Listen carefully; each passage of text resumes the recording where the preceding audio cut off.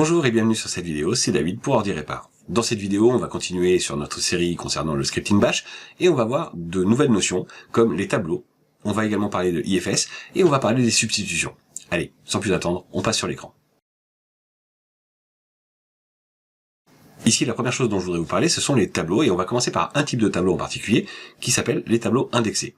Alors, avant de parler des tableaux indexés, expliquons quand même le problème. Ici, je vais créer un nouveau script que je vais appeler tab index. Voilà, pour les tableaux indexés, on va commencer par là.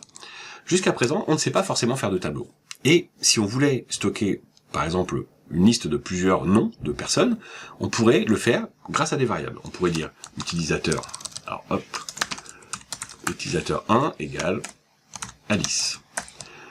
Utilisateur 2 égale Bob. Utilisateur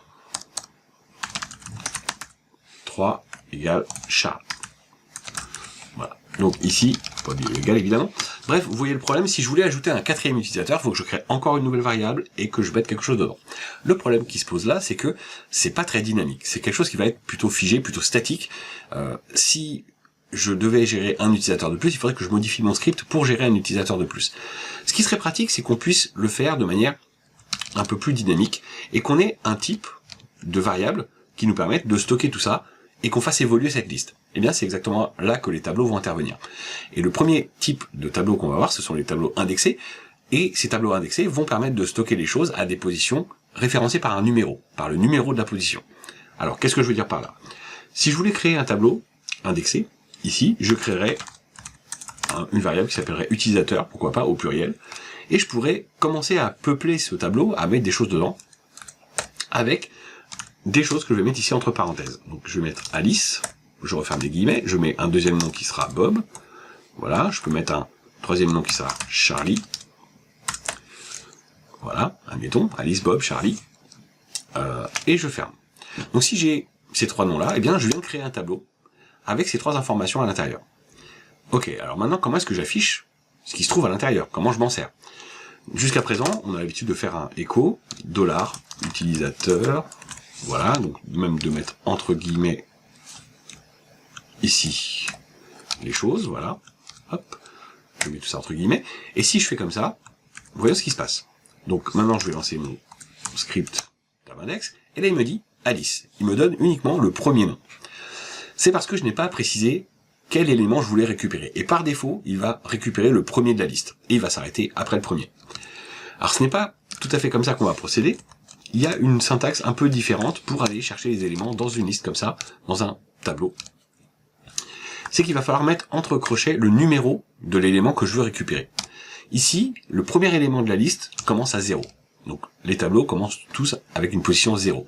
Alice se trouve à la position 0. Mais regardez ce qui se passe si je fais comme ça. Il y a encore une petite erreur et on va volontairement faire l'erreur. Ici, si je l'affiche, il me dit Alice et entre crochets 0. Tout simplement parce qu'il n'a pas compris que je voulais récupérer un élément du tableau. Il s'est contenté de prendre ce qu'il avait tout à l'heure, c'est-à-dire Alice, le premier élément, et d'y coller le texte crochet 0. Si je veux qu'il aille chercher à l'intérieur de ce tableau, il va falloir que, juste après le $, je mette des accolades, accolades ouvrantes et fermantes, et tout ce qui se trouvera entre accolades va donc développer cette information pour aller chercher réellement l'information que je lui demande. À savoir ici, le premier élément du tableau. Donc si je fais ça, je vois Alice. Pour l'instant, j'ai pas l'impression que quelque chose ait vraiment changé. Mais, ce qui a changé, c'est que si maintenant je demande l'élément à la position numéro 1, eh bien, je vais avoir... Alors, hop, pardon, j'ai oublié quelque chose, voilà. C'est ça. Je vais avoir Bob qui apparaît. Pourquoi? Parce que Bob se trouve à la position numéro 1 ici dans le tableau. Et si je demande l'élément à la position numéro 2, je vais avoir Charlie. Donc maintenant, ce que je voudrais, c'est pouvoir parcourir ce tableau. Si je veux afficher toute la liste, eh bien, je vais peut-être faire une boucle pour parcourir toute la liste. Mais avant de faire une boucle, est-ce que je peux récupérer tous les éléments du tableau? Eh bien, oui, je peux, en mettant un arrobase ici. En mettant un arrobase, ça va donner l'indication que ce que je veux, c'est prendre la liste complète. Ok, donc là, si je veux prendre la liste complète, je fais ça, et ça m'affiche la liste complète. Mais remarquez qu'ils sont tous les uns derrière les autres sur une seule ligne. Et le risque, c'est que ça puisse être compris comme une seule chaîne de caractères, comme un seul texte. Moi, si ce que je veux, c'est vraiment les récupérer un par un, eh bien c'est grâce à une boucle que je vais le faire. Donc ici, je vais simplement faire une boucle Je vais donner un nom de variable que je veux intermédiaire, utilisateur, donc je vais mettre utilisateur au singulier. In, donc je vais prendre tous les utilisateurs dans cette liste-là. Ensuite, je vais mettre un do, done, et à chaque tour de boucle, ce que je veux faire, c'est faire un écho de $utilisateur au singulier, qui est donc la variable que j'ai créée ici, dans ma boucle, pour l'occasion. Donc c'est lui, voilà, c'est utilisateur ici qui m'intéresse. Très bien, si je fais ça, je vois bien les éléments un par un, Alice, Bob, Charlie. Donc je reprends mon script. Moi, ce qui m'intéresserait, c'est de pouvoir avoir cette liste-là et de pouvoir ensuite la modifier. Mais déjà, ce que j'aimerais, c'est savoir récupérer aussi le nombre d'éléments qui se trouvent dans la liste. Alors, pour récupérer le nombre d'éléments dans la liste, je peux également faire donc, un echo. Il y a, et je vais aller retourner chercher donc $, hop, les accolades, utilisateur, ici, arrobase, je referme mon crochet, je referme mon accolade, utilisateur dans la liste. Donc ça me donne simplement la liste complète. Et si je veux récupérer le nombre d'utilisateurs, eh bien ce que je vais faire, c'est qu'ici, juste à l'intérieur de l'accolade, je vais mettre le symbole dièse. Dièse va demander le nombre d'utilisateurs qu'il y a dans la liste. Donc ici, si je fais ça, je vois qu'il y a 3 utilisateurs dans la liste. Donc voilà comment je vais récupérer le nombre d'utilisateurs. Je peux aussi modifier cette liste. Et avant de modifier, ce que je vais faire, c'est que je vais mettre ici liste originale. Voilà. Et on va faire des petites modifications et voir comment les choses se comportent. Donc si je copie ça maintenant, on va faire un écho avec plusieurs traits comme ça pour séparer les choses. Voilà. Et je vais même carrément récupérer tout ça. Hop, hop, voilà, copier, et on va venir coller tout ça en dessous. Je vais faire liste allongée.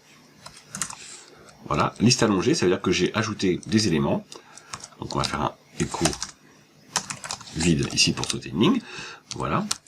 Donc, avant de réafficher la liste des utilisateurs, ce que je veux maintenant, c'est pouvoir ajouter des éléments, ajouter des utilisateurs dans cette liste. Donc comment est-ce que je vais procéder? Eh bien, je vais mettre utilisateur, et je vais faire un plus égal pour ajouter à utilisateur une série de choses que je vais mettre à nouveau entre parenthèses, exactement comme je l'ai fait au moment de l'initialisation. Je pourrais ajouter, par exemple, David à cette liste d'utilisateurs. Et si je veux ajouter d'autres personnes, je peux le faire. Toto, Titi, voilà, et Tata. Voilà, je peux ajouter 4 éléments d'un coup, comme ça, si je le veux. Si je veux un seul, bien sûr, je n'ai qu'à mettre un seul élément. Donc voyons ce qui se passe maintenant, après cette modification. Voilà, je lance le script. Donc maintenant, j'ai bien la liste originale, Alice, Bob, Charlie, il y a 3 utilisateurs, et avec la liste allongée, j'ai Alice, Bob, Charlie, David, Toto, Titi, Tata, il y a donc 7 utilisateurs. Ok, mais finalement, je vais vouloir modifier un petit peu encore cette liste. Je vais reprendre ici tout ce bloc-là. Et on va modifier des choses. Donc je ne vais pas rajouter des utilisateurs. Ce que je voudrais maintenant, c'est modifier un utilisateur.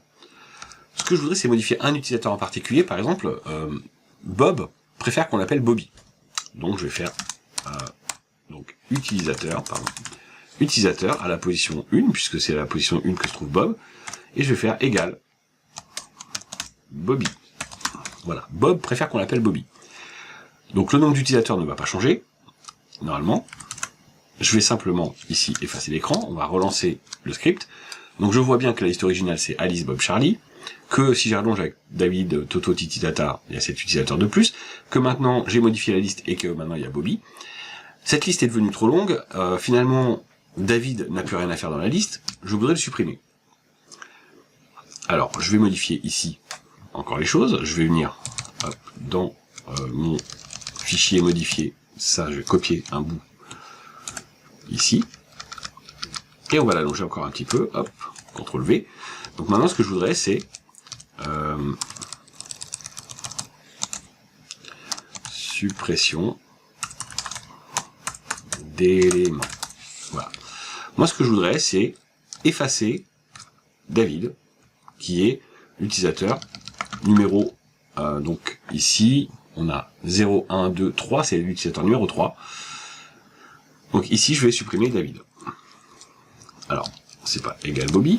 Comment est-ce que je supprime un utilisateur? Je pourrais mettre un texte vide dedans, ça serait un peu considéré comme une sorte de suppression. Il n'y a pas vraiment de possibilité de supprimer un élément de la liste de manière vraiment propre. On va voir que ça donne l'illusion de le faire, mais qu'en réalité, il y a quand même un petit problème. Dans la liste des utilisateurs, je voudrais faire unset.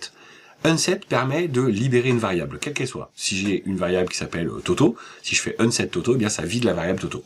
Et bien là, je vais vider la variable qui se trouve à la position 3 du tableau, c'est-à-dire le quatrième nom de la liste finalement, qui est David.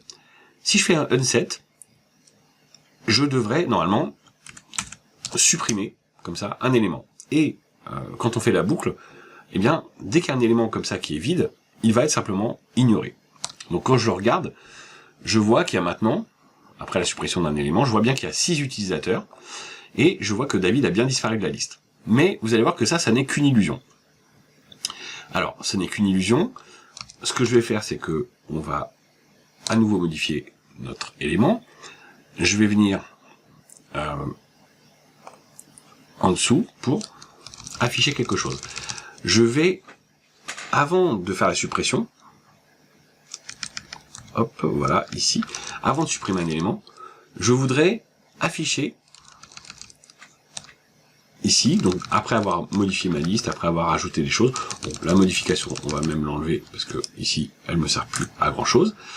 Donc j'ai une liste qui est allongée, et je voudrais voir les différents indices qui existent dans cette liste.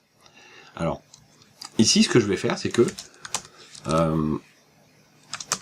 je peux afficher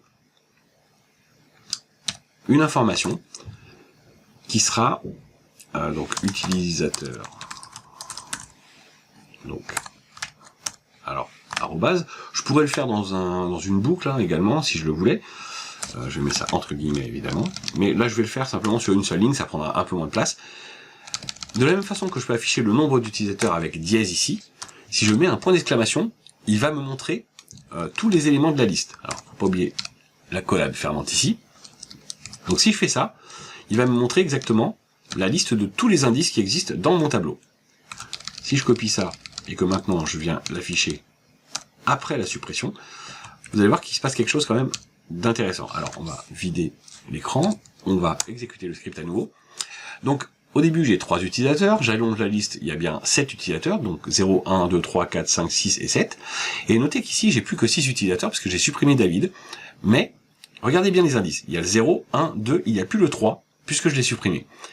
Et c'est là que finalement ça va poser un petit problème. J'ai effectivement éliminé cet élément-là de la liste, l'élément numéro 3 n'est plus valable, mais ça crée un trou dans la numérotation et ça peut poser des problèmes dans certains scripts où je vais utiliser cette numérotation comme point de référence pour me déplacer dans mon tableau.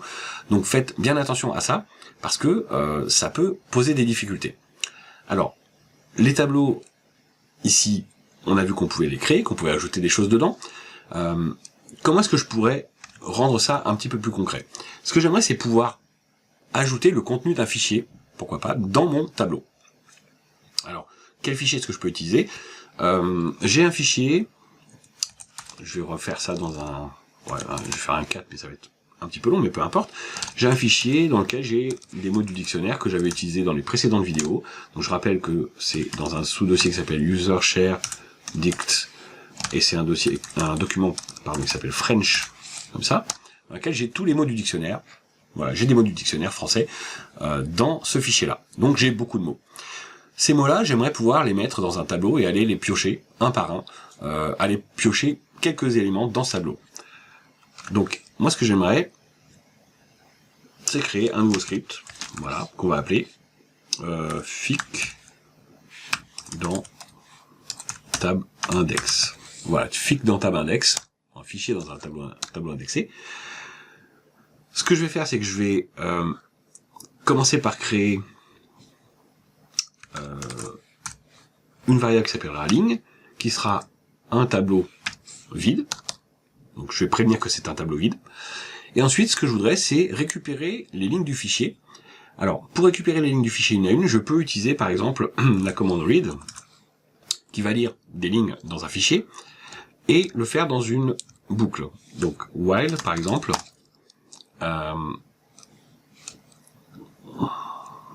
read ligne, donc récupère les lignes une par une, dans une variable qui s'appellera ligne.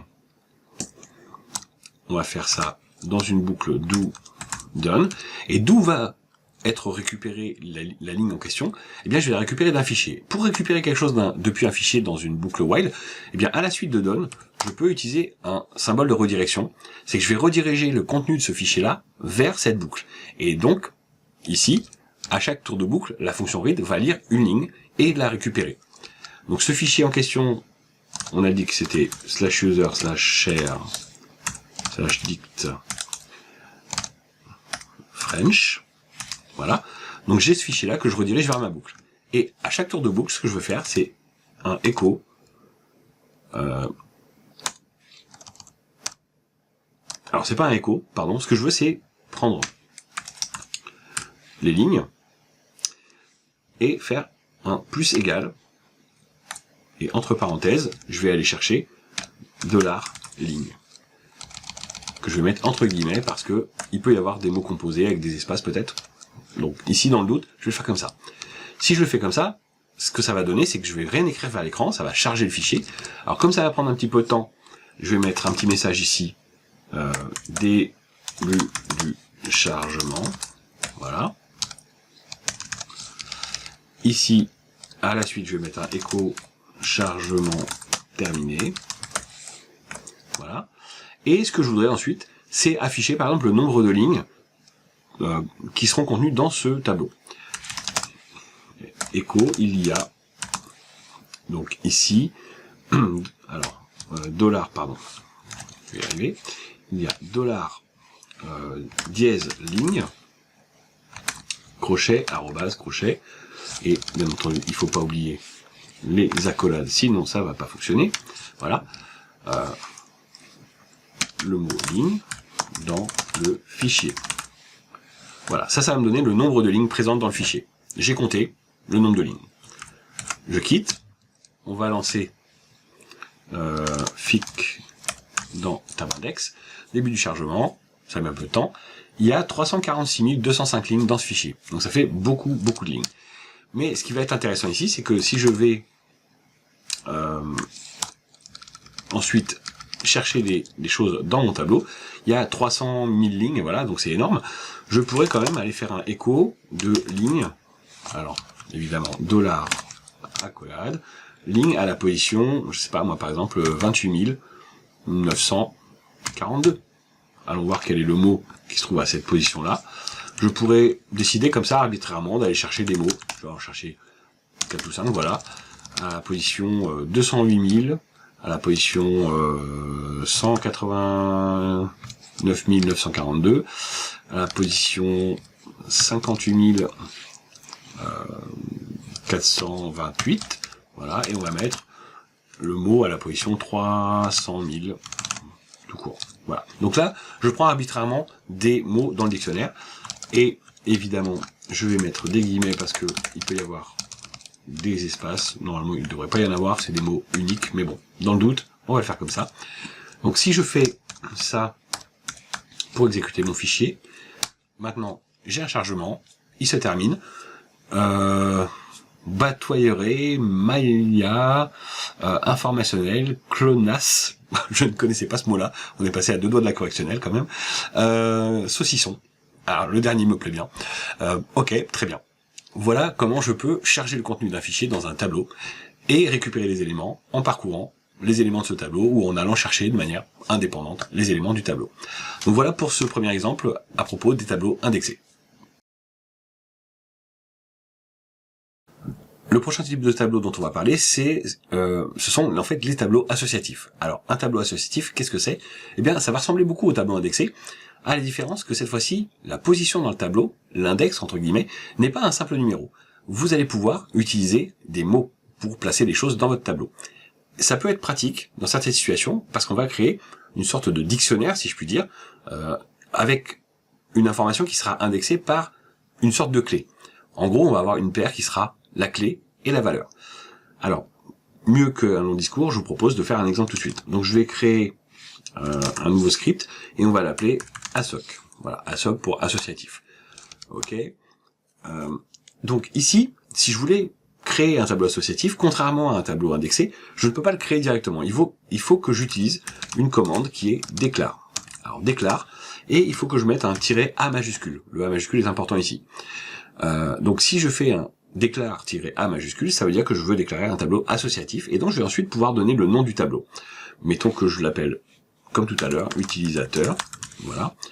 Je viens maintenant donc de créer un nouveau tableau associatif. Comment est-ce que je vais mettre des choses à l'intérieur? Eh bien, contrairement à un tableau indexé, je vais pas juste pouvoir mettre un égal avec des parenthèses et mettre des choses dedans, parce qu'il va me manquer à chaque fois la clé. Si je veux mettre des choses à l'intérieur, eh bien là, je vais mettre, hop, une référence à mon tableau, je vais utiliser des crochets, et je vais dire que c'est égal à quelque chose. Et qu'est-ce que je vais mettre ici entre les crochets? Eh bien, ce que je vais mettre ici, c'est la fameuse clé. La clé, l'index, d'une certaine manière, auquel je vais trouver la valeur qui va correspondre. Imaginons que je vais faire une liste d'utilisateurs, et à chaque fois, je veux noter quel est le rôle qu'ils ont. Eh bien, pour l'utilisateur qui s'appellerait Alice, ici, l'utilisatrice Alice, eh bien, il pourrait y avoir un rôle qui serait admin. Donc là, si je viens de faire ça, ça veut dire que je viens de créer une nouvelle entrée dans mon tableau associatif qui a pour clé Alice et pour valeur admin. Je pourrais décider de faire la même chose pour d'autres utilisateurs, donc ici pour Bob. Alors on va dire que Bob est user, par exemple. On va dire que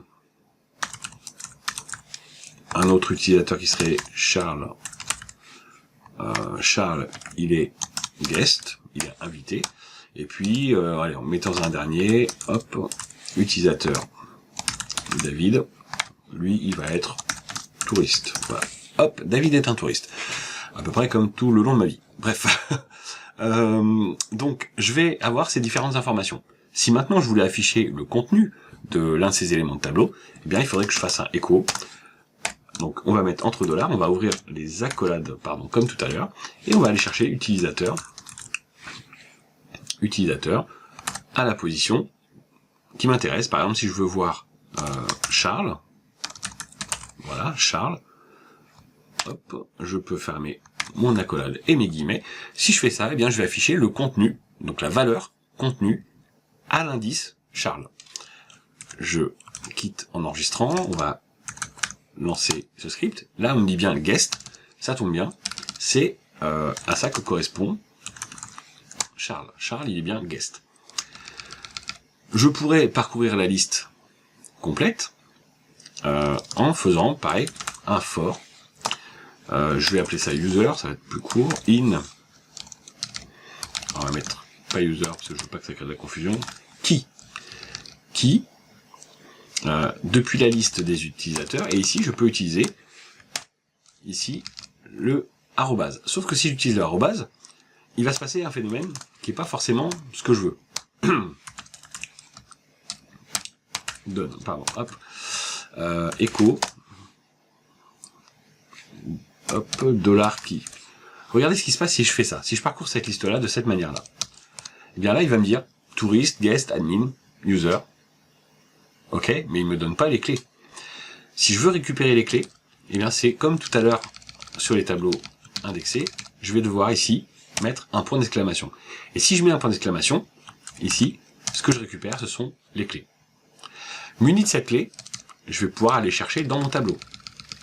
Je vais pouvoir dire par exemple qui est le point et aller chercher donc dans le tableau donc des utilisateurs à la position de $key, je pourrais récupérer sa clé. Donc si je fais ça, hop, je récupère David est touriste, Charles est guest, Alice est admin et Bob est user. Alors c'est pas forcément dans l'ordre dans lequel je les ai créés, parce qu'en réalité il n'y a pas vraiment un ordre, c'est pas un ordre numérique, mais en tout cas je sais que je vais récupérer la liste complète ici. Donc voilà, je récapitule ici. Donc si je parcours la liste avec le point d'exclamation ici, à cet endroit, eh bien je vais récupérer la liste de tous les index qui existent finalement pour cette liste. Moi ici j'ai considéré que c'était des noms. Et pour chacun de ces noms, si je remets dans les crochets l'index en question, eh bien je vais pouvoir aller récupérer sa valeur directement dans le tableau qui correspond. Donc voilà comment je pourrais utiliser un tableau associatif pour faire correspondre des noms avec des informations, des mots avec des données. Bref, une clé avec une valeur. Donc je vais quitter ici cet exemple et on a vu ce qu'étaient les tableaux associatifs. Alors, pour finir encore sur les tableaux associatifs, une dernière petite chose tout de même, c'est que je peux également récupérer le nombre de lignes de ce tableau grâce à quelque chose. Alors on va aller plus loin, on va finir quand même les choses, parce que j'étais prêt à terminer là, mais c'est pas encore totalement fini. On peut donc savoir combien il y a de lignes dans ce tableau. Il y a donc, on va prendre $accolade. On va utiliser le dièse comme pour les tableaux classiques, tableau indexé. Utilisateur, hop, arrobase pour les prendre tous. Je ferme l'accolade. Donc ligne dans mon tableau. Donc, on va dire combien il y a de lignes dans le tableau. Donc ça peut être intéressant. Et on va essayer de supprimer un élément du tableau. C'est vrai qu'on n'a pas vu comment ça se passait. Et là, ça va être moins dérangeant que pour un tableau indexé, puisque finalement, même s'il y a un trou au milieu, en fait, on ne le verra pas. Il n'y a pas forcément de notion de trou. Parce que si j'écris... donc, voilà. Alors, je vais faire un écho. Voilà toutes les clés. Hop, je vais dire qu'il y a $accolade, point d'exclamation, utilisateur, arrobase, hop, l'accolade, excusez-moi, je vais y arriver, et on va faire, voilà, toutes les valeurs. Les valeurs, on va le mettre comme ça, on va pas mettre le point d'exclamation. On sait combien on a de lignes dans le tableau. On va déjà faire ça. Si je le lance, donc toutes les clés c'est David, Charles, Alice, Bob. Toutes les valeurs c'est touriste, guest, admin, machin, ça correspond en face de chaque. On a bien chaque élément qu'on peut parcourir, on a bien 4 lignes dans le tableau. Si je voulais ajouter une ligne très facilement, je pourrais le faire en disant simplement utilisateur à la position. Alors, on va dire que finalement Bob préfère être appelé Bobby, donc on va ajouter Bobby et on va remettre l'information qu'il est user. Le problème c'est que maintenant Bobby devrait remplacer Bob. Je ne devrais plus l'avoir Bob. Eh bien on va supprimer Bob. On va faire unset de utilisateur à la position Bob. Voilà. Si je fais ça, j'ai supprimé Bob, j'ai créé Bobby. J'ai pas vraiment remplacé Bob par Bobby, j'ai simplement fait le travail autrement. Et on va faire la même chose ici. Écho. Après changement. Voilà. Je refais la même chose. Donc ici, on va même faire un écho et plein de traits comme ça pour bien séparer les choses. Voilà. On enregistre, on quitte. Et si maintenant je vide mon écran et que je relance mon script, donc voilà ce qui s'est passé. Donc j'avais les clés David, Charles, Alice, Bob. Là maintenant j'ai David, Bobby, Charlie, Alice. Alice. Toutes les valeurs correspondent bien, donc ça va en face, Bobby et user. Il y a toujours 4 lignes dans mon tableau, ça n'a rien changé. Bref, tout va bien. Donc ici, il n'y a pas cette notion d'avoir des trous dans les indices. Donc voilà, cette fois-ci, on a vraiment fait le tour. Et on peut passer à la notion suivante. À présent, je vous propose de parler de IFS. Alors, qu'est-ce que c'est que IFS? Eh bien, IFS signifie Internal Field Separator. Internal Field Separator, c'est donc le champ interne de séparation qui est stocké dans une variable qu'on va pouvoir utiliser et manipuler pour faire des choses intéressantes. Qu'est-ce que ça signifie exactement? Eh bien, IFS va servir à Bash à savoir quels sont les caractères sur lesquels il peut faire des découpages quand on va lire une ligne d'information pour tenter de récupérer ça sous forme de variable. Par défaut, si j'essaie de faire un écho de $IFS et que je le mets comme ça avec des guillemets, je ne vois rien parce qu'il y a des choses qui sont finalement invisibles là-dedans. Je pourrais faire la même chose en faisant un cat-a pour l'envoyer ici vers cat et faire un affichage des caractères invisibles. Et je vois qu'il y a ici, en tout début de ligne, un espace vide. Alors, avant le circonflexe, il y a un espace vide. Donc ça, c'est le premier caractère qui sert de séparateur. Il y a également donc circonflexe i qui veut dire tabulation. Et on a le $ ici qui signifie retour à la ligne. Ce sont les trois caractères qui vont servir à Bash pour savoir où il faut découper les choses si on essaie de récupérer ça dans une variable. Alors, plutôt qu'un long discours, on va reprendre plutôt les bases en faisant un exemple. Donc je vais faire un nouveau script que je vais appeler démo ifs par exemple. Alors démo ifs, imaginons que j'ai une variable dans laquelle j'ai récupéré une ligne d'information, et une ligne d'information que je récupère depuis un fichier par exemple, où les choses sont séparées par des espaces. Ici, je vais prendre cette variable, je vais l'appeler texte, et on va mettre des informations comme Jean, un prénom, Dupont, voilà, un nom de famille, et 42 pour un âge. Donc j'ai Jean, Dupont et 42. Si je l'affiche avec un simple écho, il va m'afficher tout sur la même ligne. Mais moi, ce que je voudrais, c'est pouvoir récupérer ces informations-là, où je sais qu'il y a le prénom, le nom, l'âge de la personne, depuis une ligne. Donc je pourrais utiliser la commande read pour lire ces trois variables, donc qui seraient alors prénom, nom et âge, et je vais lire ces informations-là depuis finalement depuis ma variable. Alors comment je vais faire pour lire ça depuis une variable? Eh bien, je vais tricher, je vais utiliser ici une syntaxe avec trois symboles inférieurs. Ça s'appelle un here string. Here string, donc je vais juste l'écrire là pour que vous l'ayez. Le here string, ça va faire en sorte de transformer une variable que j'ai, qui serait texte, que je vais mettre entre guillemets, à une information qui serait la même chose que ce que j'aurais tapé sur le terminal. Vous savez que lorsque je fais read, eh bien, normalement, ce qui va se passer, c'est que le terminal me pose une question, je dois taper quelque chose et je fais entrer. Eh bien là, c'est cette syntaxe-là qui va simuler tout ça pour moi. Ça va taper la ligne et faire entrer à ma place. Donc au lieu de devoir le taper à la main, je vais simplement l'envoyer ici, par programme, dans ces trois variables-là. Et si ensuite je fais un écho de $prénom,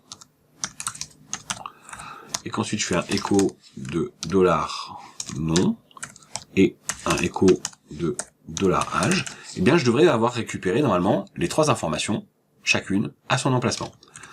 J'enregistre tout ça, on va faire une petite exécution, et j'ai bien récupéré les trois informations séparées que j'ai pu voir chacun sur sa propre ligne. Donc là, ça pourrait être intéressant de se dire que on peut récupérer des lignes de texte et que les espaces sont les séparateurs. Seulement voilà, dans la vraie vie, c'est pas forcément comme ça que ça se passe. Dans la vraie vie, on va avoir plutôt des fichiers qui vont avoir d'autres séparateurs un peu différents. Par exemple, on peut imaginer un fichier qui s'appellerait fichier .csv. Alors, CSV, c'est un format de fichier particulier. CSV, ça veut dire Comma Separated Value. Ce sont des valeurs séparées par des virgules, normalement, ou des points-virgules. Donc, c'est pas, voilà, on peut garder ce nom-là quand même, c'est .csv. La plupart du temps, on va rencontrer plutôt des séparateurs qui sont des points-virgules. Et on peut imaginer qu'on va avoir une sorte de tableau, et ce sont des choses qu'on pourrait récupérer depuis un tableur, comme Excel, comme Calc de LibreOffice, par exemple, ou le tableur de OmniOffice. Ce sont des fichiers qui vont avoir donc des champs qui seront séparés par des points-virgules. Imaginons que j'ai trois informations, un nom d'utilisateur, point-virgule, son rôle dans le système, admin, et un statut qui dit si c'est actif ou inactif. Je pourrais avoir la ligne suivante, donc Bob, qui est user, hop, si je mets des majuscules, il faut que je les mette jusqu'au bout, autant pour moi. Petite faute de frappe. Donc user ici. Bob, lui, il est toujours actif. Voilà. Charles, lui, il est guest, mais il est inactif. Bref, on peut avoir plusieurs lignes comme ça. Donc si je fais ça, eh bien, je vais pouvoir enregistrer ce fichier et je vais pouvoir essayer de le consulter. Donc si je reprenais donc mon fichier, hop, démo IFS, ce que j'aimerais maintenant, c'est pouvoir récupérer tous ces éléments et pouvoir séparer, non pas sur des espaces, mais plutôt sur des points-virgules. Faisons déjà une simulation ici. Si j'ai les trois informations ici, mettons que je sépare avec des points-virgules. Si je le fais naïvement comme ça, évidemment, ça ne va pas fonctionner parce que si je le fais comme ça, il va tout garder sur la même ligne, il va pas comprendre que ce sont des informations séparées. Et bien c'est là que la variable IFS va nous servir. Si je me mets ici et que j'indique que que IFS est égal à point virgule et que je le mets entre guillemets, eh bien je vais indiquer au système que le séparateur que je dois utiliser quand je vais utiliser ma fonction read, ce sera non plus des espaces, mais des points-virgules. Alors, hop, on va faire un petit CTRL-S, un petit CTRL-Q, on relance, et cette fois-ci, ça a fonctionné. Donc imaginez maintenant qu'au lieu de le faire avec une ligne arbitraire que je fais moi-même à la main, eh bien je décide de le faire sous forme d'un fichier CSV, et que je lise les lignes d'un fichier CSV individuellement. Je propose qu'on copie ce démo IFS en li.csv. Li.csv, hop, on va faire un petit nano de li.csv et on va partir de ça pour le modifier. Donc je n'ai plus besoin ici de cette variable texte. Je vais pouvoir définir que IFS c'est bien le point virgule et je vais faire un while read ligne. While read ligne, hop, on va faire do. Je vais refaire un read de la ligne que j'ai lue cette fois-ci. Hop, que je renvoie non pas vers nom, prénom, nom et âge, mais plutôt vers les trois informations de ce que j'ai créé dans mon fichier. Donc c'est user, rôle et statut. Hop, je vais faire ici, en fait je peux faire un seul écho, ça va suffire. Hop. On va dire que a le rôle $rôle et est $statut. Voilà, on va faire ça comme ça. Ensuite, je vais faire done. Évidemment, pour récupérer les informations, bien, je vais rediriger le contenu de mon fichier .csv, puisque ça s'appelle fichier.csv, vers ma boucle while. Et normalement, en faisant ça, eh bien, je vais me retrouver à lire ici les lignes une par une de mon fichier. La seule petite chose qu'il va falloir que je vérifie, je vais d'abord enregistrer ça et quitter. Je vais reprendre mon fichier fichier CSV. Alors, ls, voilà, nano, le fichier CSV. Et je vais juste ajouter un retour à la ligne à la fin parce que la commande read ne prendra pas en compte la dernière ligne s'il n'y a pas un retour chariot à la fin. Ça, c'est la seule petite chose qu'il faut garder à l'esprit. Il faut juste le savoir. Donc ici, je vais pouvoir appeler li.csv. Je le lance et j'ai bien récupéré chacun des éléments de mon fichier CSV en les mettant dans la bonne variable. Donc j'ai pu dire que Alice a le rôle admin et est actif. Bob a le rôle user et est actif. Charles a le rôle guest et est inactif. Donc j'ai bien récupéré toutes les informations qui étaient dans mon fichier CSV. Donc voilà comment on va pouvoir utiliser la variable IFS. Si je le faisais avec un exemple peut-être plus concret, eh bien on pourrait aussi décider d'aller vérifier les noms d'utilisateurs qui sont dans le système et le type de shell qu'ils utilisent. Comment on pourrait faire ça? Eh bien, dans mon système, il y a, si je fais un cat, donc passe wd, ça c'est un fichier qui se trouve dans le système.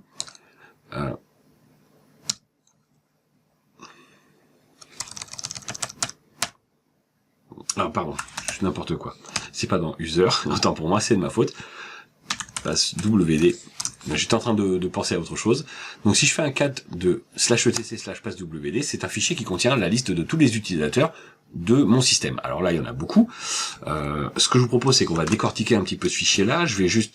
Alors, si je fais un head à la place du cat, ici, je vais faire un head de passwd, je vois uniquement les quelques premières lignes. Je peux même préciser combien de lignes je veux.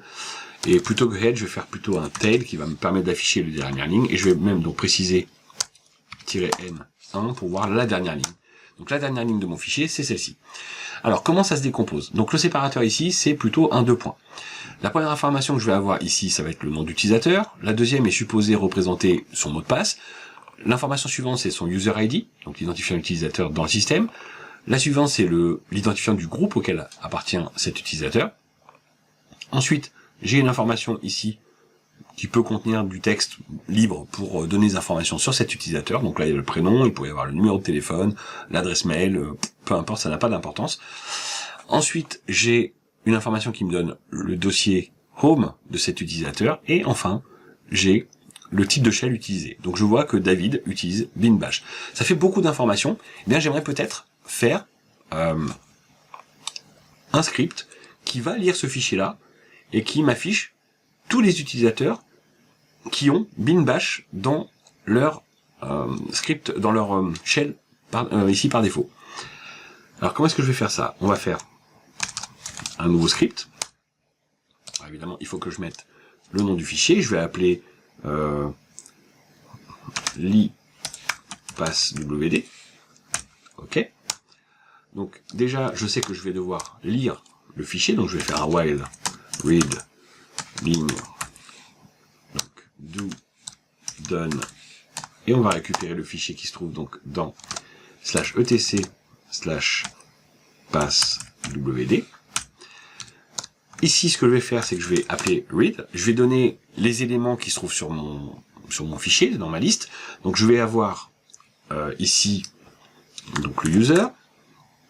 Ensuite, je vais avoir le user ID. Ensuite, le groupe de l'utilisateur, l'idée de l'identifiant du groupe utilisateur. Ensuite, alors non, pardon, juste avant ça, j'ai le pass, mais même si c'est plus utilisé. Alors, il n'y a plus le mot de passe dans le fichier passwd, il est dans un autre fichier, mais historiquement il était là, et donc maintenant il est remplacé simplement par un X pour montrer qu'il y avait ça à cet endroit-là, pour ne pas changer la structure du fichier. Hein. Donc ça c'est un petit info qu'il faut avoir. Après ça, je vais avoir un commentaire. Ensuite, je vais avoir le home. Et ensuite, je vais avoir le shell. Voilà. Donc voilà les informations que je vais récupérer. D'où est-ce que je vais les récupérer? Eh bien, je vais les récupérer donc depuis la ligne que je viens de lire du fichier. Si je fais ça, eh bien, il va me renvoyer toutes les informations dans mes variables. Ici, je vais quand même commencer par le prévenir que ifs pour moi doit être égal à 2 points. Donc c'est ce qui va me permettre de séparer les choses correctement. Et maintenant, après avoir lu l'information et donc avoir récupéré dans chacune des variables, si ce qui se trouve dans donc alors pardon, c'est CTRL-C que je voulais, ce qui se trouve dans $shell, donc que j'ai récupéré dans ma variable, est bien égal à /bin/bash. Hop.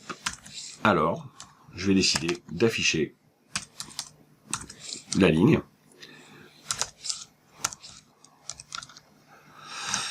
Et on va dire que je vais afficher donc echo $. Alors, décidément, je vais hop $user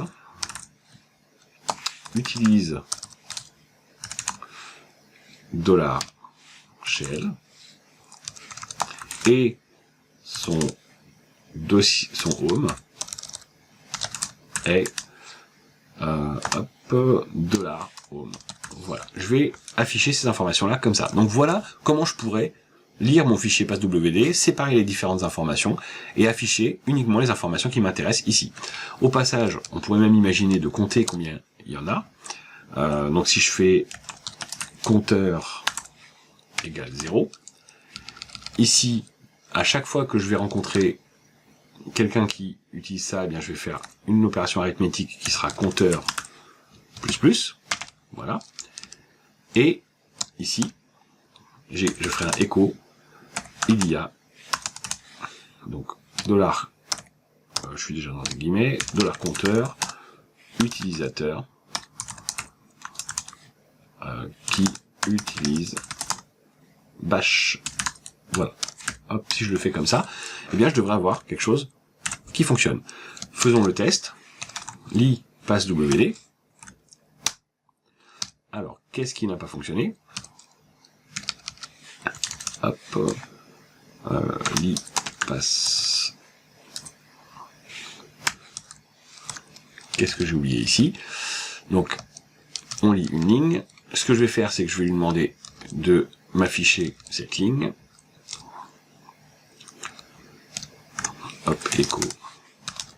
Alors, écho dollar. Ah, bah non, pas besoin d'afficher la ligne. Je sais ce qui n'a pas été. Évidemment, si je ne récupère pas le contenu de la variable ligne, ça ne peut pas fonctionner.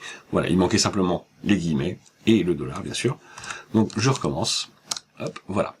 Donc, j'ai bien root qui utilise bin bash et son home et slash root. Ordi répar utilise bin bash et son home et slash home slash ordi répar. David utilise bin bash et son home slash David. Et donc, il y a 3 utilisateurs qui utilisent bash sur cet ordinateur. Donc, voilà comment je peux utiliser cette variable IFS pour faire des choses au niveau de mon système directement. On va pouvoir maintenant passer à la suite. La notion suivante qu'on va voir, c'est la substitution de variables. Alors, qu'est-ce que c'est que la substitution de variables? Eh bien, on l'a déjà utilisé sans forcément y faire trop attention quand on a parlé des tableaux. C'est ce qui va nous permettre de manipuler un peu plus les contenus des variables qu'on va posséder. Alors, plutôt qu'un long discours, je vous propose de faire un nouveau script et on va l'appeler subst variable. Très bien. Et donc ici, on va faire un exemple avec une variable qu'on va appeler texte, par exemple. On va y mettre, pour l'instant, on va y mettre coucou. Voilà. Donc si je voulais afficher le contenu de la variable, on a l'habitude, on fait écho, donc entre guillemets, dollar, texte, et ça, a priori, ça ne pose aucun problème. Mais je pourrais le faire aussi en utilisant les accolades, et ça ne changerait rien. Donc ce que je vais voir ici, si je lance mon script, hein, donc ici, subst variable, je vois coucou. Alors pourquoi est-ce que je voudrais faire ça? Eh bien parce que c'est comme ça qu'on va commencer la manipulation des substitutions de variables. Donc ici, je vais donc avoir une variable que j'appelle texte. Imaginons que texte ne soit pas renseigné. Peut-être que dans un certain contexte, je voudrais afficher ce qu'il y a dans le texte, mais s'il n'est pas renseigné, je voudrais quand même lui donner une valeur par défaut. Eh bien je vais pouvoir le faire ici en mettant 2 points, un tiret, et je vais écrire la valeur par défaut que je veux à cet endroit-là. Si je fais, par exemple, si je mets salut, eh bien, je vais pouvoir écrire le mot salut à la place d'une chaîne vide. Donc ici, si je dis que c'est texte avec val par défaut, hop, ça donnerait ça. Mais ce qui est intéressant à noter, c'est que en réalité, le fait de mettre une valeur par défaut ne va pas changer le contenu de ce qu'il y a dans la variable texte. Donc si j'écris quand même texte, eh bien, vous verrez que ça ne changera rien du tout. Donc, si j'enregistre et que je lance mon script, donc texte avec la valeur par défaut, ça dit salut, mais texte, tout court, n'a pas été modifié pour autant. Alors, ça, c'est valable si j'ai rien dans le texte, hein, bien sûr, mais si j'ai déjà quelque chose dans le texte, si je mets coucou, eh bien, il n'y a pas de raison qu'il écrive la valeur par défaut. Ici, j'ai bien salut qui vient remplacer la chaîne vide quand je veux afficher quelque chose, mais en réalité, texte n'a pas changé. Et s'il y a déjà quelque chose, bien entendu, je ne prends pas le mot salut, je prends ce qu'il y a réellement dans la variable texte. Donc ça peut être pratique. Si au contraire, ce que je veux, c'est modifier le contenu de la variable, eh bien, je peux mettre un égal ici. Donc je pourrais le faire ici aussi. Alors, pardon, hop, voilà, petite faute de frappe. Je pourrais le faire ici aussi. Donc, si à la place du tiret, je mets un égal, eh bien, cette fois-ci, ça va être différent. Ici, je vais, donc si le texte est vide, je vais afficher salut, mais je vais en profiter pour mettre le mot salut à l'intérieur de ma variable texte. Et quand j'afficherai ma variable ensuite, eh bien, je vais pouvoir me rendre compte que j'ai effectivement changer le contenu de ma variable. Par défaut, j'affiche salut, et comme il n'y avait rien, eh bien, je mets salut à la place. En revanche, bien sûr, toujours, si j'ai quelque chose déjà à cet endroit-là, eh bien, je vais pas le remplacer, je laisse ce qui se trouve dans la variable. Ça, c'est plutôt logique et plutôt rassurant. Donc voilà déjà pour cet exemple-là de ce qu'on peut faire avec ces quelques substitutions qu'on vient de voir. Bien entendu, on peut faire beaucoup plus. Et je vous propose d'aller voir d'autres petites choses. Alors, comme il y a parfois des choses que je n'utilise pas forcément très souvent, eh bien, je me suis fait un petit aide-mémoire à côté. Donc, si de temps en temps vous me voyez regarder par là, c'est parce que je triche un peu et je vais me référer à mon aide-mémoire. Donc ici, ce qu'on peut faire, c'est qu'on peut aussi forcer un message d'erreur si jamais on n'avait pas les informations qu'on veut. Par exemple,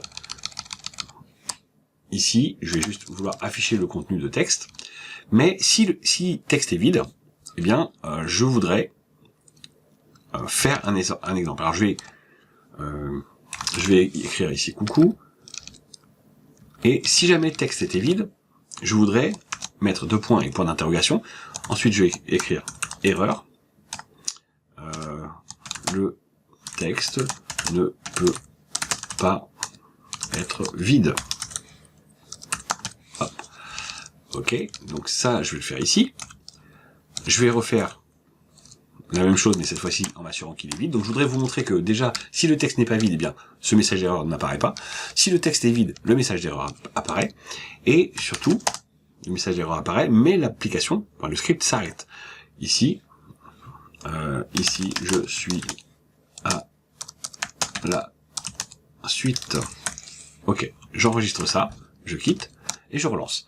Donc ici j'ai bien le texte qui vaut coucou, donc ça m'affiche bien coucou, mais quand ensuite le texte est vide, eh bien j'ai le message d'erreur qui me dit qu'à la ligne 9, il y a une erreur sur le texte. L'erreur, c'est que le texte ne peut pas être vide. Et notez que je me suis arrêté là, que le script s'est arrêté, on n'est pas passé à la suite, je n'ai pas été exécuté. La commande ici, echo, qui me dit, ici je suis à la suite. Donc voilà comment vous pouvez gérer des variables qui sont vides, gérer également le fait de mettre un message d'erreur et d'arrêter votre script parce que on ne peut pas continuer. Donc ça peut être intéressant quand vous récupérez des informations depuis la ligne de commande, par exemple, pour forcer quand même le fait que ces informations soient obligatoires. Si vous devez faire un script qui a besoin de ces informations, eh bien vous pouvez mettre un message d'erreur de cette manière-là. Donc voilà pour cet exemple-là. Alors je vous propose de passer à un autre exemple. Un autre exemple va être d'afficher la longueur du texte. Donc ça, afficher la longueur du texte, on l'a déjà vu quand on a parlé des tableaux, parce qu'on s'intéressait à la longueur du tableau. Eh bien, si je voulais connaître la longueur de ce texte-là, je pourrais faire un echo, donc $. Alors, je vais mettre des guillemets, bien sûr. J'ouvre mon accolade, je mets un dièse, et je mets texte ici. Je ferme mon accolade et mes guillemets. Et si je fais ça, eh bien, je peux dire que la variable texte contient caractère. Hop, contient un certain nombre de caractères. Allons-y, je relance mon script. Elle contient 6 caractères. C-O-U, C-O-U. Parfait, ça fait 6 caractères, c'est impeccable, ça fonctionne. Les maths tombent juste. Ok, donc je remonte ici.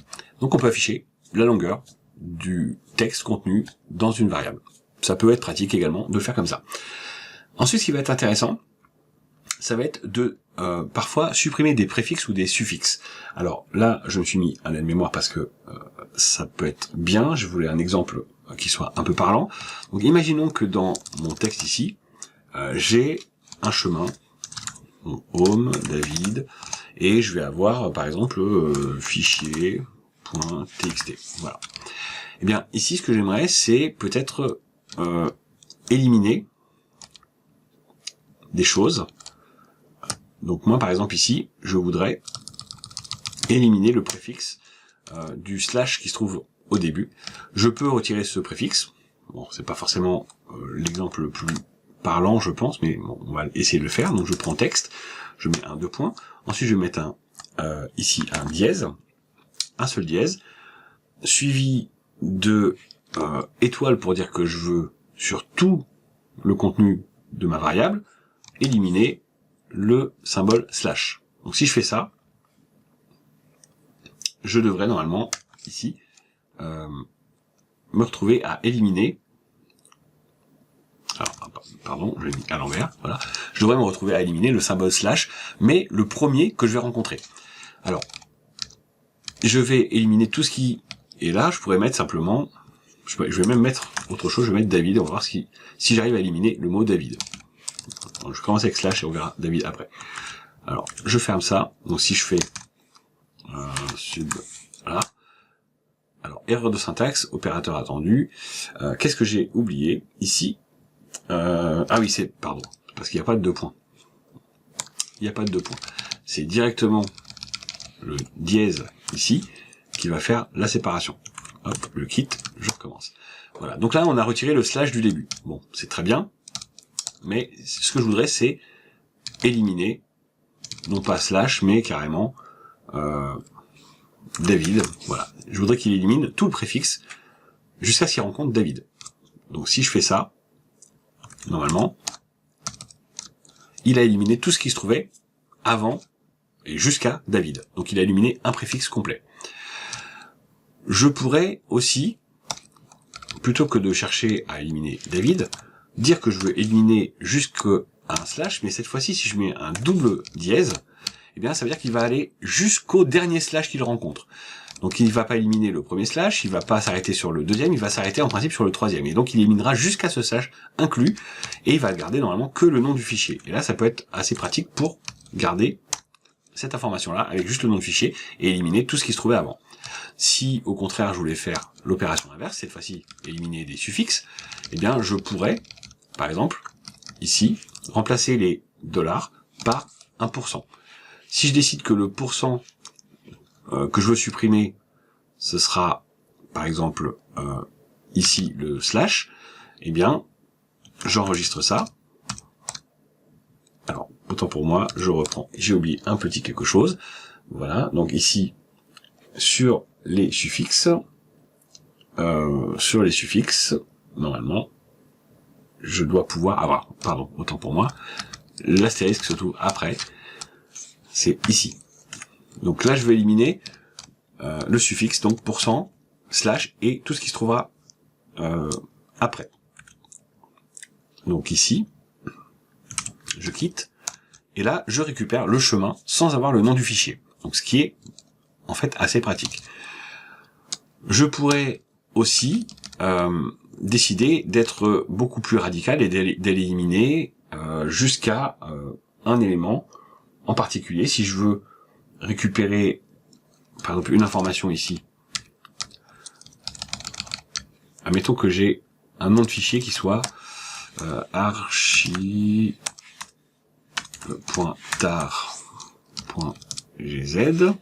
voilà, et que je décide d'éliminer donc jusqu'au dernier point et ce qui se trouve après, eh bien cette fois-ci, je vais récupérer juste le nom du fichier sans l'extension .tar.gz.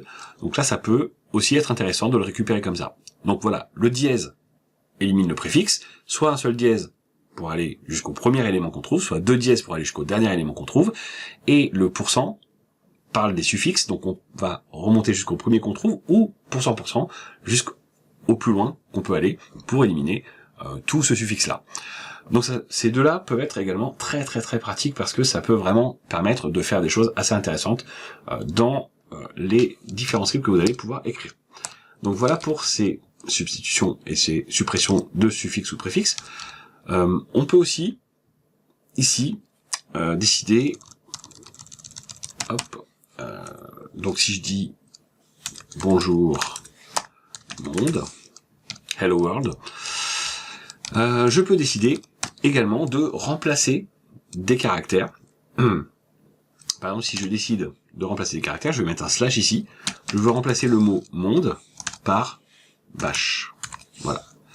Donc ici, je vais afficher. Alors ça ne change pas le contenu de la variable. Hein, si je fais un echo toujours de $texte.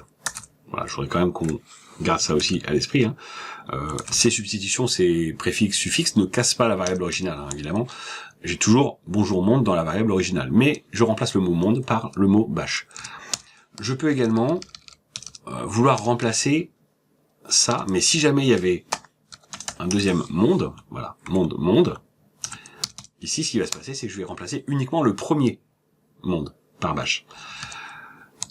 Si je voulais remplacer toutes les occurrences d'un même mot, toutes les répétitions d'un même mot ou d'une même suite de texte, eh bien, il faudrait que j'utilise un double slash. Donc, si je vais par exemple AAA, XXX, AAA, eh bien, ici, je mettrai un double slash pour remplacer tous les AAA par exemple, BBB. Voilà. Donc, si je fais ça, eh bien, là, je vais remplacer toutes les correspondances de AAA par BBB. Et donc, je n'ai pas cassé la variable originale puisque j'avais bien AAA, XXX, AAA. Donc, ça permet de changer les choses. Par exemple, sur un chemin complet, imaginons que, comme tout à l'heure, j'ai un chemin, mais qu'on m'ait donné les choses en mettant point home, alors pas point home, mais voilà. Mettons, on m'a donné underscore home, underscore David, underscore fichier.txt, eh bien, je pourrais décider de remplacer toutes les occurrences de underscore par un slash. Si je fais ça, normalement, je devrais, alors voilà, je vais vérifier juste une petite chose, voilà, c'est bon. Si je fais ça, eh bien, j'ai bien remplacé tous mes underscores par des slash, et j'ai donc retrouvé un format qui pourrait être correct ici. Donc voilà pour cette substitution-là. Encore, je vais pouvoir également, dans ces substitutions, préciser en utilisant des choses. Par exemple, ici, si je remets un texte, voilà, comme tout à l'heure, je vais remettre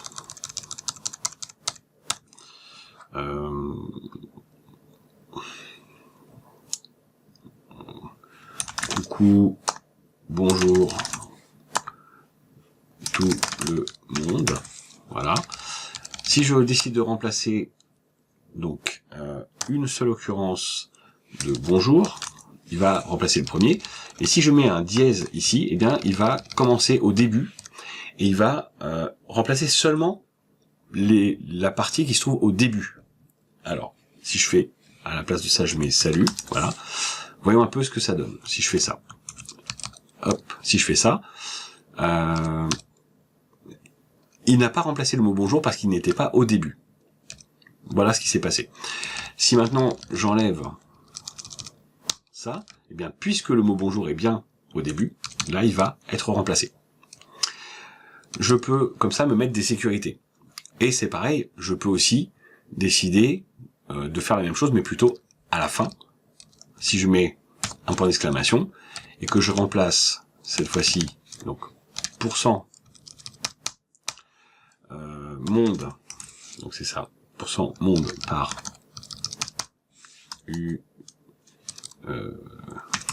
peuple. Si ça ne finit pas par monde, eh bien ça ne devrait pas être remplacé. Tac. Ici, ça ne change pas. En revanche, si j'enlève maintenant le point d'exclamation, eh bien puisque ça se termine par monde, je dis bonjour tout le peuple. Ok. Donc voilà, encore des petites choses qui peuvent être intéressantes. Je peux aussi extraire des morceaux de texte. Par exemple, si j'ai ici, hop, bonjour David, je peux extraire un morceau de texte, hop, ici, en mettant, donc un 2 points. Donc si je mets un 2 points, je vais indiquer soit une seule information, soit deux informations à cet endroit. Si j'indique, par exemple ici, 8, eh bien, il va commencer à prendre le texte au 8e caractère. Donc, je vais sauter le B, O, N, J, O, U, R et l'espace qui va avec. Donc, si je fais ça, il ne devrait afficher que David. Si au contraire, ce que je veux, c'est récupérer jusqu'au 8e caractère, eh bien, je peux mettre 0, 2.8. Et là, je vais récupérer, donc 0 jusqu'à 7 en réalité. En fait, c'est 0 la position de départ, et le nombre qu'elle est, c'est le nombre de caractères que je veux récupérer. Donc, si je récupère, donc, ici, à partir de la position 0, qui est le début, 1, 2, 3, 4, 5, 6, 7, je devrais récupérer bonjour. Et si je voulais récupérer la suite, bien sûr, je pourrais faire ici, à partir de du 8e caractère, donc la 8e position, compter que le premier, ça commence à 0, il faut bien, en réalité, c'est le 9e, si on veut vraiment être comme ça précis dans le comptage, et je pourrais préciser que je veux récupérer jusqu'à, même si je mets 25, peu importe, s'il n'y a pas 25, il remplira avec ce qu'il y a. Donc, on quitte, on enregistre, eh bien, il va me prendre bonjour d'un côté, il va me prendre David de l'autre, la phrase complète c'est bonjour David, bref, je peux comme ça extraire des sous-chaînes, et ça peut être assez pratique. Et on va finir avec une autre petite chose qui est assez intéressante et assez pratique, c'est la possibilité de changer la casse, c'est-à-dire les majuscules, minuscules, dans un texte. Alors là, je vais enlever tout ça parce que je pense que c'est pas la peine de garder cette information-là. Si ce que je veux, c'est modifier uniquement la première lettre pour la mettre en majuscule, eh bien, je peux le faire avec le symbole ici de circonflexe, donc le caret. Si je fais ça, il va remplacer la première lettre qui est en minuscule par une lettre en majuscule. Donc c'est la première lettre du mot, en fait. Donc ici, normalement, il va mettre un D majuscule à David. Si maintenant je mets 2 carettes, donc 2 circonflexes, eh bien il va mettre le mot entier. Alors hop, c'est bien ça, que je vais pas oublier, voilà, c'est parfait. Il va mettre le mot entier en majuscule. Donc ça peut être intéressant. Et on a aussi la fonction inverse. Donc si maintenant j'écris David en majuscule, si je veux mettre le premier mot, le première lettre pardon en minuscule, eh bien je vais mettre une virgule. La virgule se trouve en bas, donc finalement ça donne l'impression de quelque chose qui se trouve plutôt vers le bas. Et il va mettre la première lettre en minuscule. Évidemment, si je mets 2 virgules, vous aurez compris, ce qui va se passer, c'est que je vais mettre tout le mot en minuscule. Donc je vais forcer ici le mot en minuscule. Donc ça peut être très très pratique quand on va par exemple poser une question et que l'utilisateur doit répondre oui ou non. On attend qu'il réponde oui. On va s'épargner comme ça le fait de tester si le O est en majuscule ou en minuscule. On peut le forcer indifféremment, soit en minuscule et on teste la minuscule, soit en majuscule et on teste la majuscule. Bref, on peut comme ça utiliser ce genre de mécanisme-là, qui sera un peu plus propre que celui que j'avais utilisé dans la vidéo précédente pour faire le test de savoir si on voulait ou non modifier les choses. D'ailleurs, ça va me permettre maintenant de corriger mon script, même s'il fonctionne très bien jusqu'à présent, mais je vous propose d'aller corriger ce script, et donc normalement, on a fini avec ces substitutions. Alors il y en a une dernière, mais on va quand même la montrer. Allez, je vous montre quand même cette dernière substitution, et après on ira corriger le script. Il y en a une dernière qui peut être pratique, c'est que je peux dans une variable avoir le nom d'une autre variable. Et ça, on l'a déjà utilisé aussi. On l'a utilisé quand on a voulu donner la liste des indices d'un tableau. Donc si j'ai par exemple ici home qui est une variable qui existe, hein, donc si je fais, alors on va quitter ça, si je fais echo $home c'est une variable d'environnement qui contient le chemin vers le dossier home de l'utilisateur sur lequel je suis connecté en ce moment. Eh bien, si je voulais ici avoir cette variable qui s'appelle home à l'intérieur d'une autre variable, et que je veuille maintenant faire une expansion en fait de cette variable-là, eh bien je pourrais mettre un point d'exclamation ici, et au lieu d'afficher le mot home, il va se servir de home comme étant le nom de la variable, et donc il affichera le contenu de home. Et ça peut être également pratique dans certaines situations. Alors je vais reprendre voilà, ici. Donc si je fais ça, eh bien il a écrit non pas le mot home, mais ce qui se trouve à l'intérieur de la variable qui s'appelle home. Donc ça peut être extrêmement pratique. Voilà pour les substitutions. Je vais simplement aller faire une petite modification de mon script qui est nouveau script, parce que dedans, ici, j'ai vérifié si la réponse donnée par l'utilisateur était oui ou était non. Et ce qui serait intéressant, c'est que cette fois-ci, par exemple, je force quelque chose et que j'aille mettre une accolade. Alors, évidemment, je suis pas au bon endroit, c'est juste après le $, je vais mettre une accolade. Donc moi ici, dans ce script, si réponse est différent de O minuscule ou différent de O majuscule, alors je fais quelque chose. Et bien ce que je vais faire, c'est que je vais prendre réponse et que je vais tout bêtement le forcer, par exemple, en minuscule, ici. Et du coup, je n'ai même plus besoin de faire ce deuxième test, puisque j'ai forcé ma réponse à être en minuscule. Et donc, si elle n'est pas en minuscule, eh bien ça ne fonctionnera pas. Donc voilà comment je vais pouvoir améliorer un petit peu mon script. Ok, alors enregistrons ce script. Si maintenant je fais nouveau fichier, nouveau script Toto, ok, je peux quitter ce script et je vais reprendre Toto. Si je veux pas qu'on l'écrase, je dis non. ok. Si je voulais qu'on l'écrase, il faut que je réponde oui. Mais si je réponds un O majuscule, eh bien, ça sera comme un O minuscule, ça sera considéré comme oui. Donc là, ça va fonctionner grâce à cette substitution de variables. Donc on peut quitter ça, on va effacer Toto, et on va pouvoir passer à la suite. À présent, je vous propose de parler des substitutions de commandes. La substitution de commande va nous permettre de récupérer le résultat d'une commande. Plutôt que de l'afficher vers l'écran, eh bien, on va pouvoir le récupérer dans une variable pour ensuite, probablement, en faire quelque chose. Ici, par exemple, on va faire un nouveau script. Donc, nouveau script, on va dire subst... alors, j'ai déjà donné subst variable, je vais faire subst commande. Subst commande. Ok, et on va voir de quoi il s'agit. Donc ici dans cette substitution de commande, je voudrais peut-être récupérer quelque chose qui sort d'une commande. Imaginons que je fasse un ls, eh bien j'aimerais récupérer le résultat de mon ls directement là-dedans. Je vais appeler ma variable résultat par exemple, eh bien je ne peux pas directement faire ls à cet endroit-là parce que ça ne va pas fonctionner. En revanche, je vais pouvoir mettre entre parenthèses ici des choses et je vais mettre un dollar devant. Et en mettant un dollar devant, eh bien, je vais exécuter dans un sous-shell la commande que je vais lui donner ici, qui va être ls, et je vais récupérer sous la forme d'une variable le résultat de cette commande. Donc si je fais ça, et qu'ensuite je fais un écho de résultat, je devrais avoir quelque chose qui s'affiche. Alors faisons ça subst commande, voilà. J'ai bien ici tous les noms de fichiers qui apparaissent ici. Mais ça ne s'arrête pas forcément à faire un ls, hein. Bien sûr je peux faire n'importe quelle commande, et des commandes même un peu complexes, avec des pipes, avec des redirections, je peux faire tout un tas de choses. Donc ici, simplement pour aller au bout de cet exemple, je vous propose, par exemple, d'imaginer une situation dans laquelle je vais faire un ls, et je vais renvoyer le résultat de ce ls vers word count, pour compter le nombre de lignes qu'il y a. Et donc résultat devrait m'afficher le nombre de fichiers présents dans le dossier. Donc si je fais ça, eh bien, je vais récupérer 12. Et normalement, si je recompte, 3, 4, 5, 6, 7, 8, 9, 10, 11, 12, c'est parfait, on a bien les 12 fichiers. Donc voilà la substitution de commande. Alors ça ne marche pas qu'avec ls, ça marche avec toutes les commandes. Si vous devez récupérer le résultat de cette commande-là sous forme d'une variable, eh bien ça pourrait être intéressant. Imaginons encore un résultat. Si je faisais ici, par exemple, un grep de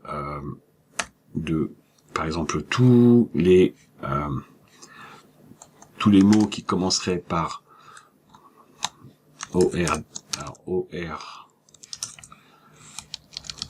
des I de manière insensible à la casse, ordi, depuis le fichier, donc user share dict French.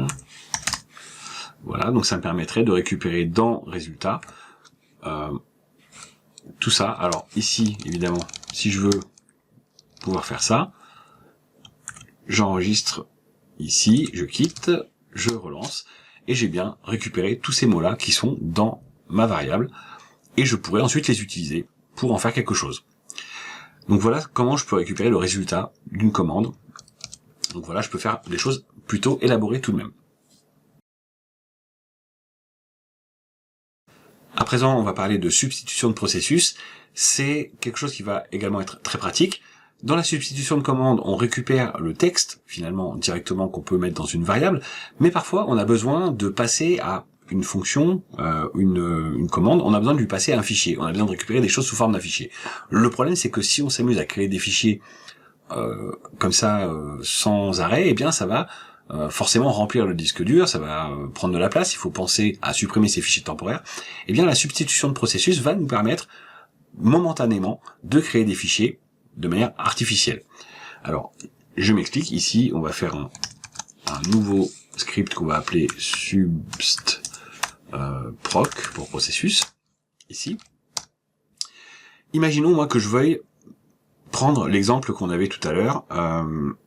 Alors, on va Voilà, on va faire un exemple qui va ressembler un petit peu à ce qu'on avait fait tout à l'heure sur le cas où on prenait les fichiers dans PassWD, les choses pardon dans PassWD pour compter le nombre de personnes qui utilisaient bin bash. Eh bien ici on va faire sensiblement la même chose. Donc on va pouvoir se mettre un compteur. Voilà, on va mettre à 0. On va déjà utiliser un ifs qui sera un séparateur avec 2 points. Ça, c'est quelque chose qui va être assez important. Et on va faire une boucle parce qu'on va lire une ligne do done. Et cette ligne-là, on va la lire depuis le résultat d'une commande qu'on veut faire. Alors tout à l'heure, on a passé le fichier directement. On a passé directement slash etc slash passwd. Là, c'est pas ce qu'on va faire. Ici, ce qu'on voudrait faire, c'est exécuter une commande qui serait un grep, parce que je voudrais récupérer uniquement ceux qui utilisent bin bash et ne pas avoir tout le reste à balayer grâce à ma boucle. En effet, ça peut être un petit peu lourd de parcourir tous les éléments un par un et de devoir compter moi-même des lignes et de passer éventuellement des lignes qui ne sont pas forcément des choses intéressantes pour moi. En plus, ça risque même d'être un peu plus lent que ce que va faire grep, parce que grep fonctionne beaucoup plus vite que ma boucle ici en bash. Donc moi ici, ce que j'aimerais, c'est pouvoir faire un grep ici. Alors, pas besoin de ça. Je veux trouver bin slash bash. Où est-ce que je veux le trouver? Je veux le trouver dans mon fichier /etc /passwd. Et donc, en faisant ça, normalement, grep est supposé me donner uniquement les lignes qui correspondent à ce critère-là. Le problème, c'est que si je fais ça, eh bien, ça ne va pas fonctionner parce que je ne peux pas renvoyer ça directement. En revanche, il faudrait que je mette ça entre parenthèses et que je mette un petit symbole inférieur ici devant. Et ça fait comme si je prenais ça pour l'exécuter dans un sous-shell. En fait, ça ouvre un shell annexe dans lequel il va exécuter cette commande. On récupère avec les parenthèses le résultat de ce shell, et au lieu d'en faire une variable comme on a fait tout à l'heure avec $, eh bien ici on va utiliser le symbole inférieur qui est une sorte de redirection pour le rediriger vers la gauche de ce qu'on a écrit. Alors attention, je colle pas les deux, c'est vraiment deux choses différentes. Donc j'envoie le résultat de ce fichier là en fait. Finalement ça va devenir vraiment un fichier. Alors je voudrais, juste pour l'exemple, commencer par vous montrer ce que produit ce résultat là. Si je le fais ici, hop, voilà, et que je mets qu'est-ce que j'avais dit, 2 points. Alors on va pas le faire comme ça, non, je vais faire ici simplement un dièse. Hop, on va mettre tout ça en commentaire pour l'instant et on enlèvera les commentaires après, voilà. Donc je garde ça. Si je lance mon script ici, ce que je vois, c'est simplement le nom. Alors j'aurais pu faire un écho, ça aurait été quand même un peu plus propre. Voilà. Voilà, donc nano de subst proc, voilà. Je vais faire un écho de ça. Ok, j'enregistre, voilà. Donc ça m'envoie /dev/fd qui veut dire file descriptor /63. Donc en fait ça me renvoie non pas le résultat de ma commande, mais un fichier qui contient le résultat de ma commande. Et c'est là que ça devient intéressant. Et c'est pour cette raison que ensuite je peux donc me servir de ça pour le rediriger ici, donc quand je serai au bout de ma boucle ici, pour le rediriger vers ma boucle while ici. Et qu'est-ce que je vais faire concrètement ici? Ce que je voudrais, c'est faire simplement une opération arithmétique pour mettre mon compteur avec plus pour l'incrémenter. Et donc maintenant que j'ai compté, à la fin, je peux dire echo, il y a donc $compteur utilisateur qui utilise bash. Hop, sans faute, c'est mieux. Voilà, si je fais ça, eh bien je vais obtenir un résultat qui va ressembler un petit peu à ce que j'avais tout à l'heure avec le nombre d'utilisateurs. J'aurai pas le détail, mais je pourrais évidemment aussi l'afficher. Je pourrais décider d'afficher les lignes correspondantes, mais ça va me donner tout le détail de ce qu'il y a sur la ligne de PassWD. Ça va être un petit peu moins joli. Je pourrais bien entendu essayer de décoder tout ça, mais bon, là c'est pas l'objectif. Ici c'est juste pour vous montrer qu'on peut comme ça récupérer les informations en passant par ces fichiers intermédiaires qui sont des fichiers virtuels et qu'on n'aura pas besoin d'effacer parce que une fois que mon script se termine, eh bien ce fichier est libéré automatiquement. Il ne prendra pas de place sur mon disque dur et ça va être vraiment un plus. Et bien voilà pour cette vidéo. On a vu qu'on pouvait faire des tableaux, donc des tableaux indexés, des tableaux associatifs. On a vu qu'on pouvait également utiliser IFS pour définir des séparateurs lorsqu'on va faire des traitements sur des lignes de texte. On peut également utiliser tout un tas de substitutions. Bref, avec ça, vous êtes armé pour aller encore plus loin dans vos scripts. C'est fini pour cette vidéo, mais je vous propose de nous retrouver dans la prochaine pour continuer encore un cran plus loin et voir ce qu'on peut encore améliorer sur nos scripts bash. Donc c'était David pour Ordi Répare. N'hésitez pas à mettre un pouce si vous avez apprécié la vidéo, à mettre un commentaire également si vous le voulez. Vous pouvez bien entendu vous abonner et activer la cloche, nous rejoindre sur le Discord si vous voulez venir communiquer. Eh bien, ça serait plutôt sympa et vous serez les bienvenus. Dans tous les cas, je vous dis à très vite pour une prochaine vidéo.